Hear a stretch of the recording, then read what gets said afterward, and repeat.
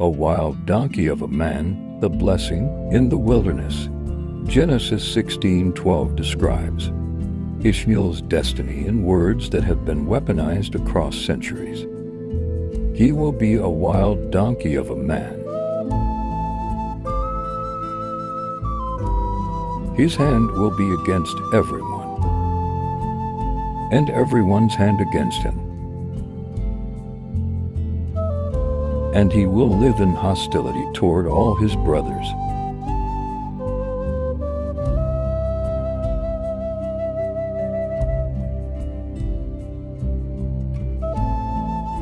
The Hebrew term for a wild donkey refers to the onager, a creature of the desert that cannot be tamed, that roams freely, that refuses subjugation.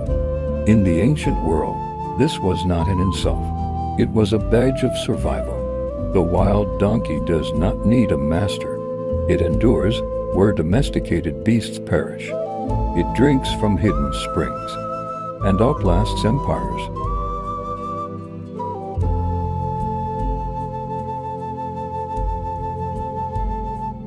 For Hagar, this was comfort, not curse.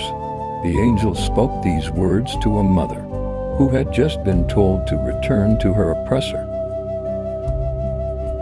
The promise was this: you may be a servant, but your son will be free.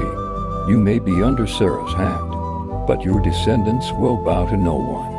Ishmael's independence was God's compensation for his exclusion from the covenant inheritance. He would not inherit the land, but he would inherit the wilderness. And in the wilderness, he would thrive.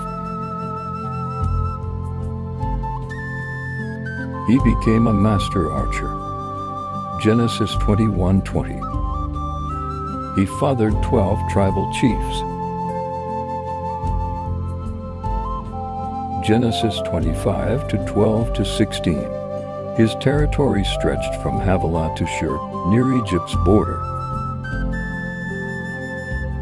The Kedarite kings, referenced in 7th to 6th century BC inscriptions, trace their lineage to him.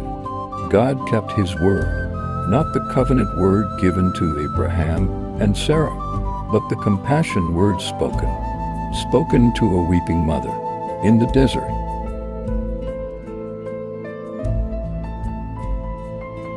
God kept his word.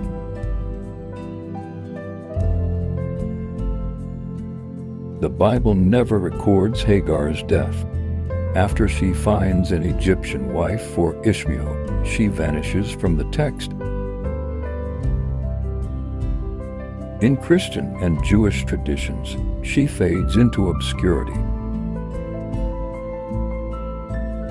But in Islamic tradition, where she is known as Hagar, her legacy is luminous.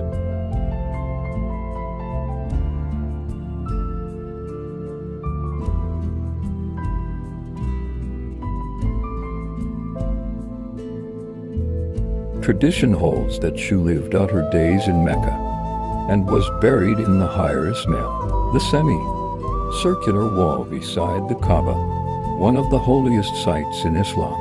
The sea ritual during Hajj, where pilgrims run between the hills of Safa and Marwa, commemorates her desperate search for water for Ishmael. In Islam, Hagar is not a footnote. She is a matriarch of faith.